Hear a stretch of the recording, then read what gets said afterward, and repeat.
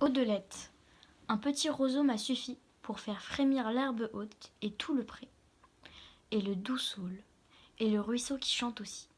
Un petit roseau m'a suffi à faire chanter la forêt. Ceux qui passent l'ont entendu, au fond du soir, en leurs pensées claires ou perdues, proches ou lointaines. Ceux qui passent en leurs pensées, en écoutant au fond d'eux-mêmes, l'entendront encore et l'entendent toujours qui chante. Il m'a suffi de ce petit roseau cueilli, à la fontaine où vint l'amour, mirer un jour sa face grave, et qui pleurait, pour faire pleurer ceux qui passent, et trembler l'herbe et frémir l'eau. Et j'ai du souffle d'un roseau fait chanter toute la forêt. Henri de Régnier. Pour faire le portrait d'un oiseau. Peindre d'abord une cage avec une porte ouverte, peindre ensuite quelque chose de joli, quelque chose de simple, quelque chose de beau, quelque chose d'utile pour l'oiseau. Placer ensuite la toile contre un arbre, dans un jardin, dans un bois ou dans une forêt, se cacher derrière l'arbre, sans rien dire, sans bouger. Parfois l'oiseau arrive vite, mais il peut aussi bien mettre de longues années avant de se décider. Ne pas se décourager, attendre s'il le faut pendant des années, la vitesse ou la lenteur de l'arrivée de l'oiseau n'ayant aucun rapport avec le résultat du tableau. Quand l'oiseau arrive, s'il arrive, observez le plus profond silence. Attendre que l'oiseau entre dans la cage et quand il est entré, fermez doucement la porte avec le pinceau. Puis, effacez un à un tous les barreaux, en ayant soin de ne toucher à aucune plume de l'oiseau. Faites ensuite le portrait de l'arbre en choisissant la plus belle de ses branches pour l'oiseau.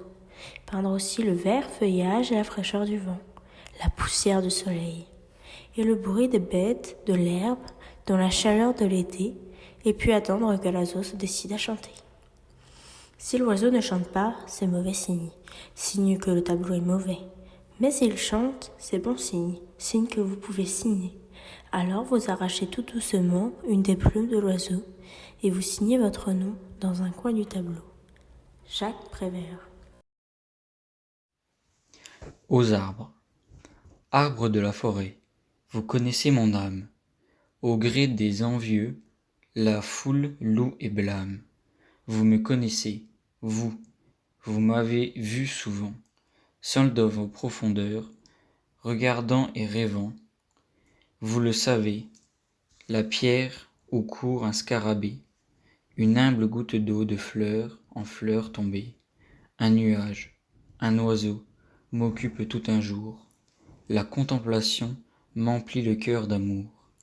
Vous m'avez vu 100 fois dans la vallée obscure, avec ces mots que dit l'esprit à la nature. Questionnez tout bas vos rameaux palpitants, et du même regard poursuivre en même temps, pensif, le front baissé, l'œil dans l'herbe profonde, l'étude d'un atome et l'étude du monde.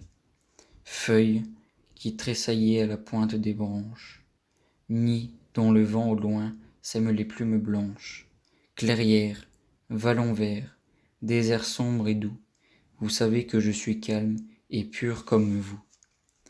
Arbre de ces grands bois qui frissonnez toujours, je vous aime, et vous, lierre au seuil des autres sourds, ravin où l'on entend filtrer les sources vives, buisson que les oiseaux pilent, joyeux convives. Quand je suis parmi vous, arbre de ces grands bois, dans tout ce qui m'entoure et me cache à la fois, dans votre solitude où je rentre en moi-même, je sens quelqu'un de grand qui m'écoute et qui m'aime. Victor Hugo. La panthère noire. Autour, les papillons et les fauves abeilles effleurent à l'envi son dos souple du vol. Les feuillages joyeux de leur nid de corbeille, sur ses pas, parfument le sol. Sous la haute fougère, elle glisse en silence. Parmi les troncs moussus, s'enfonce et disparaît. Les bruits cessent, l'air brûle, et la lumière immense endort le ciel et la forêt. Charles-Marie René, Le Comte de Lisle. Le premier arbre. C'était lors de mon premier arbre, j'avais beau le sentir en moi, il me surprit par tant de branches. Il était 1000 fois. Moi qui suis tout ce que je forme, je ne savais pas feuillu. Voilà que je donnais de l'ombre, et j'avais des oiseaux dessus. Je cachais ma sève divine dans ce fût qui montait au ciel. Mais j'étais pris par la racine comme à un piège naturel. C'était l'heure de mon premier arbre. L'homme s'assit sous le feuillage, si tendre d'être si nouveau. Est-ce un chêne ou bien un orme? C'est loin et je ne sais pas trop. Mais je sais bien qu'il plut à l'homme, qui s'endormit les yeux en joie pour y rêver des petits bois. Alors au sortir de son somme, d'un coup je fis une forêt.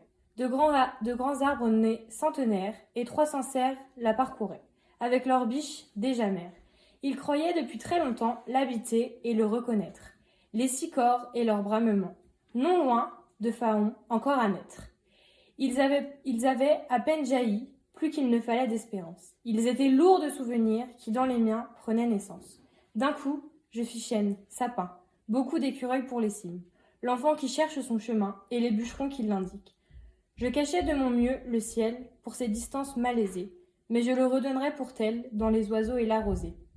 Jules Supervielle, 1884-1960. Les arbres. Aimez et vénérez, ne tuez pas les arbres. Un pays meurt après que ses grands bois sont morts. Aucun n'est protégé par la splendeur des marbres et les abris perdus, les peuples sont moins forts.